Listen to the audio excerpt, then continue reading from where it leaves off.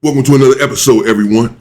Tupac suspect Dwayne Keffe D. Davis lashes out at the prosecutor in open court for threats to his family.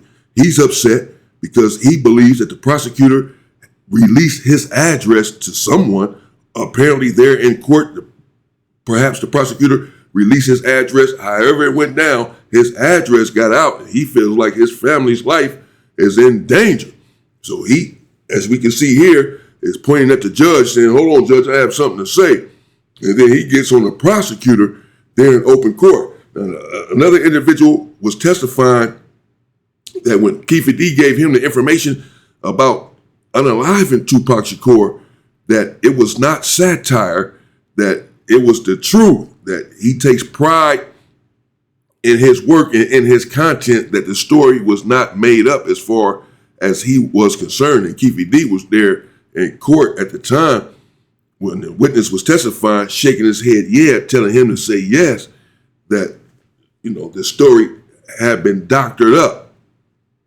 So he's fighting for his life. He's doing everything that he can. And if we've been following the trial, if you've been following the trial, I've been covering the trial here on the Inside Story with me, Damian Porter. Please subscribe to the channel if you have not done so with that we can continue to cover this here trial and find out what happened with Tupac. All sorts of things have come out so far, as we know, as it relates to this trial.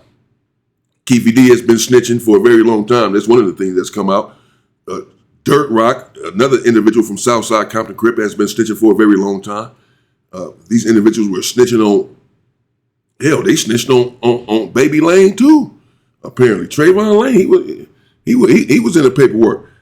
They snitched on Suge Knight, snitched on Mob James, etc. Mob James is under fire for testifying in this trial, and people feeling like he should not have testified, should not have said anything, and if he was going to say something, he should not have said the things that he did say. So he's under heavy attack as well, Mob James right now. Let's get into what happened with Keffe D as we continue to cover the Tupac trial. Hang on 1 sec.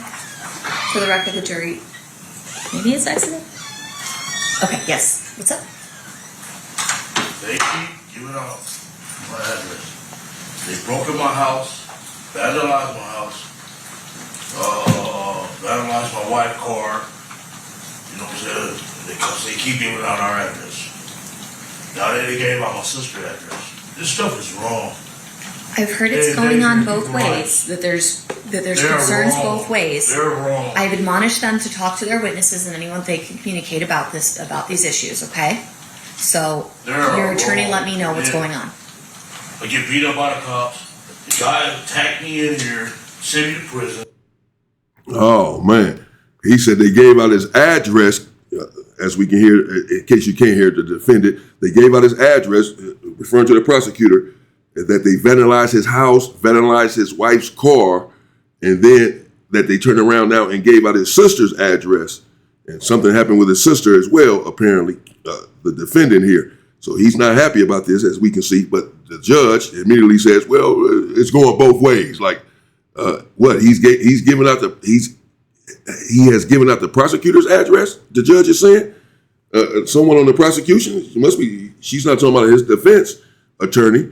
She must be talking about someone on the prosecution. So now you're accusing Keffe D of giving out the prosecution's address when he brings up the fact that his family's house has been vandalized and compromised. Your response is, well, it's happening both ways. There's concerns both ways, okay? So it's okay? I mean, I don't know. I don't get it, but okay, so let's see.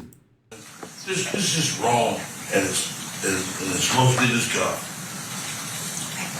For the record, you're pointing Mr. DeJohnny. Yeah, for the record, I think he's indicating he's upset on prosecuting him for murder. No, I'm not upset because you prosecute. You're endangering my family's life. Okay. State, again, like we talked about at the bench, you're going to stay in communication with your witnesses about not doing any of that. Goes both ways. Mr. Stamps, you'll talk to your client about not communicating with witnesses as well. Yes, ma'am. Okay, perfect. We'll be in recess. Thanks, everybody. Oh, man. So the judge said, told his defense attorney, communicate with your witness about not giving out information as well. Okay, so let's see now here what happened with Mob James when he left the courtroom. Mob James, of course, gave testimony. So that was Keffe D. That's the defendant, Dwayne Keffe D. Davis. As we can hear, let me know what you think about that in the comments. He came at the prosecutor, said it right there in open court, pointing at the judge, told the prosecutor, said multiple times, it's wrong, giving out my family's address, he's in danger of my family's life. The judge's response was, as we heard, hey, defense attorney talked to your witness about doing the same thing. So apparently the judge has some reason to believe that Keffe D has also been trying to compromise the prosecution or something with addresses or what have you. Apparently, that's what she said. But let's get into now. Mob James leaving the courtroom after having testified the testimony that he is now under fire for. Mob James, formerly from Mob Pyru. His brother was Bunchery, rest in peace. His brother was killed. And we all have heard of Bunchery over there at death row. Mob James is the individual that brought Suge Knight around to the Mob Pyrus, from my understanding. So he's an OG in the game. He got on the stand, he testified, he's here at court now, he's leaving the courtroom. And let's see what he has to say about his testimony. What others have to say about his testimony has not been favorable to Mob James. They have not been happy with him testifying at all. When I say they, I just mean individuals, YouTubers, gang members, what have you. The streets, they're all talking about it. And everyone else who's been testifying during this trial. There's a lot going on to get in this trial. Going to be a lot of fallout from this trial because a lot of things are being exposed. People have pointed the finger at Snoop Dogg. They pointed the finger at P. Diddy. They say P. Diddy had paid for Pac's murder. I mean, all kind of stuff is coming out, and who knows where it will all end. There could be more fallout, more than just Dwayne Keffe D. Davis being on trial for Tupac's murder. There are other things that happened concerning Tupac's murder, according to many individuals, according to Suge Knight, according to Keffe D. And there were the fallout from Tupac's murder where individuals were murdered in retaliation, if you will, back and forth for a couple of weeks there in Compton. Some of those cases are still unsolved, and a lot of the stuff that's coming out here in court, they may help solve some of these cases. Mob James, how did it feel after you went on the court? Was there any anxiety? You did a great thing, man. It was a little anxiety at the beginning, and then it turned into like a little anger because Keffe D lawyer was asking questions that would fuck Keffe D up. And I wasn't liking that. I explained to them several times. I'm not the reason or be the reason to put that man in jail. That's your job. But So- I didn't want to be there. So for a lot of them, I heard you say how you changed your life, and we hear all these guys that acting and pretending, and we don't look at it like, we don't want people to know our past, and I want to commend you for going on there, you did what you did, but also let these people know you didn't even want to come, that you was brought in as a hostile From the witness. very beginning, I didn't sign the subpoena. That's why I don't have one with me today. I'm not signing nothing. I told them at the door, take me to jail. I'm not going to court. And then they made me go to court and evict the bill to force me to come to Vegas. And so they did that. The judge didn't want to hear nothing I said. I'm explaining to the judge. My daughter is from the same neighborhood as Keffe D. If something happened to my daughter, I got to come like this, looking like a thug. And I only come looking like this because they told me the Southside cats was coming up here to holler at me. So I dressed like this. It's 61. Nigga, I ain't hiding from that nigga. If you want to come at me, come at me. But you gonna know who I am, and I'm gonna meet resistance. What is this? So let's rock and roll. So I came this way, opposed to coming in my jeans and boots and my brims or whatever.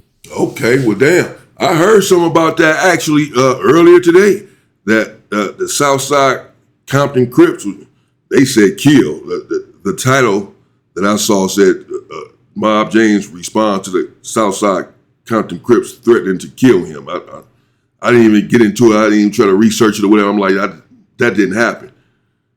So I'm like, I'm not even about to play this game. But he's saying it right now himself, not kill, but he said that he heard anyway that the Southside Compton Crips were supposed to pull up to holler at him. Not to pull up in a trial, not to pull up to support Keffe D, not to pull up to see what's going on. He said they were supposed to pull up to holler at him, I guess perhaps upset that he was supposed to be there testifying in the trial, even though he's saying that he was a hostile witness. Again, we heard earlier OG Baby Gangster from Santana Block Compton Crip say he was not a hostile witness at all, that he did not consider his testimony to be hostile at all, that some of the things that he said helped put Keffe D away. It helped the prosecution, to paraphrase Baby Gangster. So, but okay, Miles James himself just said out of his own mouth that he heard the Southsides would be up there to holler at him. So he came dressed like that so that he's not hiding from anything or anyone. Let him know, I guess, dressed in red or burgundy. I guess he's saying like dressed like a thug, as he said, so that they can easily identify him. If y'all up here to holler at me, I'm not hiding from anyone, he's saying. So he's confirming at least that he also heard that that's what was supposed to happen. These individuals were supposed to go up there to the court and holler at him. Coming like a grown man. I'm 61 years old. 30 years ago didn't mean shit to me. Life, what I'm saying. Now life is precious to me because I'm raising. I got an opportunity to teach my grandson to be a man, not to be a thug, not to be with the business, not earrings, not sagging in his pants. Go to school, learn. I'm teaching homework. I'm teaching my grandson how to be a young man, not a thug, or not be aggressive and angry, and not to use excuses for every time he get in trouble. He don't have no excuses. Everything I was, he not gonna be. Yes, sir. And I wasn't finna run the streets and go from house to house until this shit was over because they put a warrant out for my arrest. I've been out of prison since 1988. I ain't going back for nothing, and especially not Keffe D. I got one more question, what I found that I didn't know. I heard the judge today, and I've been to several trials, Big U, Lil Dirt, federal, state, but I never heard it where a jury can ask a question right there. This Las Vegas. Could you explain a little bit of that? This is the only one I never heard that. Las Vegas rules. Even the Metro, they police out here, no town, whatever. They have their own rules, their own laws. Come down here and you don't meet the dirty bunch. Them the motherfuckers that take you to they do what they do, how they do in Las Vegas. They give you 10 to 25, you gonna do 29. Do the math. Do the math. Good deal. Real talk, hitting corners with Melvin Farmer, the realest shit, not on the internet. From the alleys to the valleys, Compton to Hollywood. Oh, okay. That's Melvin Farmer interviewing him. That's Melvin Farmer of the A-Trade Gangster Crips, formerly helped to start the A-Trade Gangster Crips or whatever. So two very OG individuals there. But one is again under fire. But you hear Mob James say that he's not going to go to jail for anyone, especially Keffe D. He said, as far as the subpoena was concerned, he said he was a hostile witness that did not want to be there. I don't know. Let me know what you all say in the comments. Should he have testified? Did he say too much when he did testify? He said what he had to say right there. He did say that the South. He heard also that the Southside Compton Crips were supposed to be there to holler at him, so he showed up and he wasn't running from anything. So, maybe I'll see what that's all about. I don't know. Maybe I'll just leave that alone. As a matter of fact, I will leave that alone. So let me know what you think in the comments.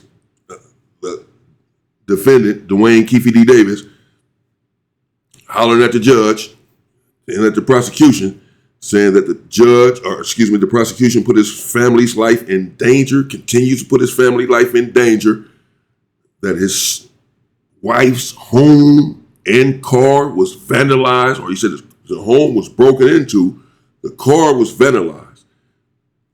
Then they gave out his sister's address, he said, as we heard, and that something happened with that, and that the prosecutors continue to put his family's life in danger, and he doesn't appreciate it. And for those who may say, well, how's his life in danger or his family's life in danger because they gave out the address? Well, he's on trial for the murder of Tupac Shakur. Many people love Tupac Shakur, still to this day. I'm one of them. I most certainly am one of them. That's why I'm covering it. So, yeah, people find out, where he lives, his family or whatever. I can see some things happening there. I can see why he would feel like his family's life is in danger. Whoever is at the address that they gave out. This man has fans all over the world that were willing to die for him, basically. Well, they were willing to die for him when he was alive. Some of them are still willing to die for him 30 years later. So, yeah, giving out his address would be most certainly putting him in a lot of danger, his family or whatever.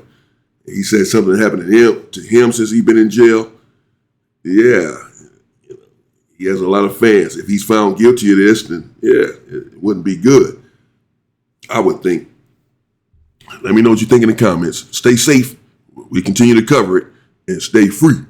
Woo.